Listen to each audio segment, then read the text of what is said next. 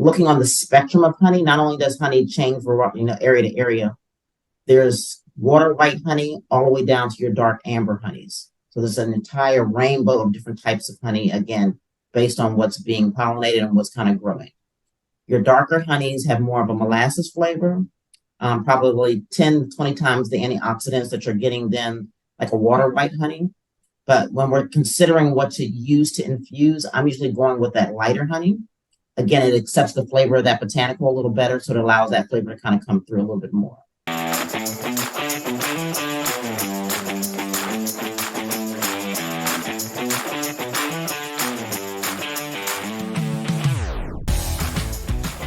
On your website, there's a lot of products, and you mentioned a moment ago about different varietals and different fusions.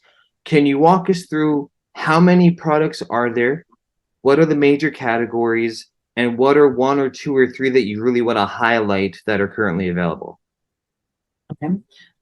So overall, I believe, and we do some switching out from season to season. Okay. But for the most part, we've got probably about, I think, 20 to 25 in inventory across the board in regards to just honey.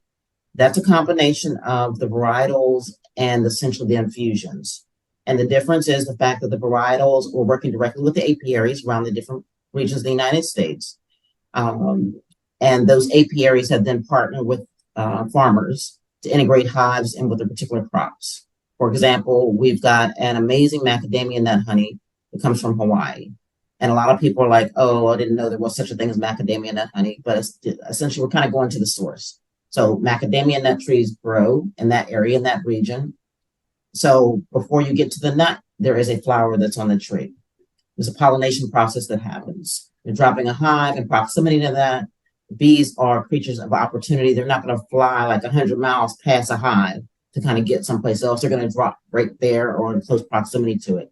So overall, you get a honey that has a certain, again, a butteriness to it, a nice weight to it, and a little nuttiness at the end. It's amazing in coffee. It's amazing on top of like a banana bread, really good in yogurt. Again, like I said, my husband's favorite is putting it in his coffee. Also good to cook with. So again, if you're like wanting just a little bit of nuttiness onto a stir fry or something, again, it's a nice complement to that. Versus our, we've got two other ones. Our blueberry, again, is from Maine. So again, the blueberry bushes are growing, the hives are integrated into that area. And then that honey has a little bit of a nuance of that blueberry flavor. It's a little sweeter than some of the other honeys that we do carry. But it's amazing on bakery goods, breakfast. So instead of using traditional maple syrup, we're using like the blueberry honey on a Belgian waffle or on a pancake. Amazing on yogurt and things like that. And then going from the varietals, we've then got our infusions. So the infusions essentially are, as I mentioned a little earlier, we're taking different botanicals and infusing that into a particular honey. We're using pretty much, as far as the honey that I'm infusing it into, I'm using an extra white honey from Iowa. And then if you're kind of looking on the spectrum of honey, not only does honey change from area to area, there's water white honey all the way down to your dark amber honeys. So there's an entire rainbow of different types of honey, again, based on what's being pollinated and what's kind of growing. Your darker honeys have more of a molasses flavor, probably 10 to 20 times the antioxidants that you're getting then like a water white honey. But when we're considering what to use to infuse, I'm usually going with that lighter honey. Again, it accepts the flavor of that botanical a little better, so it allows that flavor to kind of come through a little bit more. So this time of year, we're super, super focused on health and wellness. Immunity support is super important as people are going into the winter months. So they basically allow them to kind of build up their internal system. So our elderberry honey is super important. Again, we're taking a ground elderberry from the elderberry, the actual berry, not the elderberry flower, but the actual berry. And we're grinding that up and then infusing that into honey over a period of time. Again, so that allows you to then take that elderberry on a regular basis, either in as a sweetener for your tea, or actually adding it into a yogurt, drizzling it on top of an acai bowl, or on top of yogurt, on top of granola or something like that. It makes an amazing accompaniment, all the way to something like our turmeric. again, we're talking health and wellness for this time of year. Turmeric is super important for your body and your system. Again, helps to minimize inflammation in your body. Also minimizing joint pain, and again, bacteria in your system. So anytime you're infusing turmeric into your body, it's super healthy and beneficial. So we've got a turmeric and black pepper honey as well. So we've got different clients that stop by, and they're just trying to figure out a way to kind of pivot away from all the chemicals and all the things that are kind of created in a lab to something a little bit more organic and then a little something more natural. So we find that we've got regular clients that kind of stop by and are looking for solutions for a particular problem or something that they're experiencing. We're not doctors by any means, shape, or form. We're not, we have not been, we can't say that this is going to cure you. But again, when you go back historically, when you're doing your own research and kind of digging into from a healthy aspect and, natural botanicals, what works and what is healing. Naturally, some of the things that we're infusing are definitely checking all those boxes, which is why we get so many repeat customers looking for different things that can assist them. I'd say, I'm sorry, I apologize.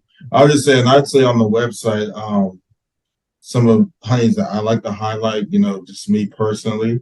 I'm a foodie, like I love food. So, I'm always trying to find that honey to pair with that specific dish that I would usually eat or like that would now elevate the tasting, a whole lot better than it did before. One of those that takes it there is actually the hot honey that you have, which is also, one of our favorites, but I love it. Anything from chicken to beef to pork to seafood to shellfish. I love it all. One specific thing that I learned that I actually really liked it on that I've been called crazy for is strawberries. So hot honey on strawberries, like it sounds a little out there, but all I can say is just try it and it's amazing. And also another one that I like to use personally around this time of the year in general is the vanilla, because it's like that one I feel like is a very fall, like vanilla is like kind of just a very fall type of item just to me personally. So I love that on my baked goods, whether that be those banana breads. It's also pretty good on cornbread. Really good on cinnamon rolls. Instead of the sheet icing, I'll put the honey on instead. And even something more simpler like a latte or like even a cup of tea, something like your pancakes, your crepes. So, it's those are two different honeys on two different ends of the spectrum, but at the end of the day, they both serve their purposes for whatever it is that they're needed for, which is why, I enjoy them and want to highlight them. And we're working in addition to kind of the farmers market folks and just from the food aspect, we actually are working with a few bartenders, a few mixologists that have taken some of our honeys and kind of creating, or they're in the middle of kind of creating mocktails, or they're creating just super fun, aesthetically pleasing drinks. And again, people are now looking for options and alternatives just to make things more fun and different. So we found that, again, I've got a couple of folks that are stopping by, picking up things, and we always tell them, oh, check back with us, let us know what you kind of created. But again, it's lots of different options and uses. And one, Alex mentioned that the hot honey, that's actually one of my personal favorites. For me, I actually enjoy it. This time of year, we're coming into like the holiday season. So glazed carrots. So instead of your traditional white or brown sugar on your glazed carrots, toss the hot honey in there, about 20 minutes, 350 in the oven. It makes an amazing glazed carrot. Also drizzled on top of Brussels sprouts, super delicious. And my new personal favorite that I hate to, like, it's a guilty pleasure, but I like to make candied bacon. So if you're putting your bacon in the air fryer, letting all that grease fall off, before it finishes, you take it out and just drizzle the hot honey on one side and just let it start to cool just a little bit. It allows the bacon to kind of crisp, just like candy, just a little bit. And it's just this amazing addition. And it's also pretty good on a turkey sandwich. So, Monica, Alex, what's the best way to learn more about you? Website, social media, how can we follow you more? And of course, how can we buy your products? So I'll start. Definitely the website is the easiest way to contact us. We're actually in the process of making some updates. So very shortly, there's going to be some expansion of what you're seeing there. So not only will we have the amazing honeys, we also are going to be featuring wellness teas. So there'll be an entire variety of loose teas. So the website again gives you lots of good content, lots of information, lots of things to share. Within the website, there is a contact us area and a tab. And then in addition to that, there is an Instagram page. On our Instagram page, it actually has some of the reels that our friends that are chefs or foodies have kind of created on our behalf or for us. We always tell people when they take something and they're wanting to explore something at home, we're like, well, you know what? Tag us. Let us see what you did. Give us some feedback as to how it was. Let us see your experience. So we've got lots of content that's on the Instagram page where people have tagged us. Let us know. So those are all the ways really to kind of get in contact with us.